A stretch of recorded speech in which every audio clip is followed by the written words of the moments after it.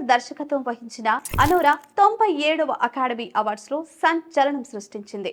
మొత్తం 6 నామినేషన్లో 5 అవార్డులు గెలుచుకుని ఈ ఏడాది ఆస్కార్ వేడుకలో అత్యంత విజయవంతమైన చిత్రంగా నిలిచింది.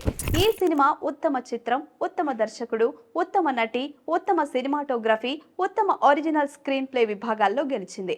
అయితే ఉత్తమ సహాయ నటుడు అవార్డుకు నామినేట్ అయినప్పటికీ దానిని సాధించలేకపోయింది. దర్శకుడు శాన్ బేకర్ ఈ చిత్రానికి ఉత్తమ దర్శకుడు, ఉత్తమ స్క్రీన్ ప్లే, ఉత్తమ సినిమాటోగ్రఫీ అవార్డులను స్వయంగా అందుకున్నారు.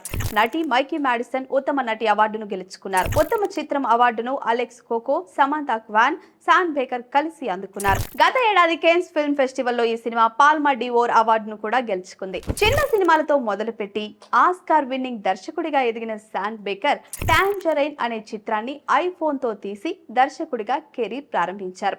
ఇక ఇప్పుడు అనోరా సినిమాతో అత్యంత ప్రతిష్టాత్మకమైన ఆస్కార్ అవార్డును అందుకున్నారు. ఇది ఆయన టాలెంట్ కి గట్టి నిదర్శనం. మంచి కంటెంట్ ఉంటే బడ్జెట్, కెమెరా, టెక్నాలజీ అడ్డు రాదు.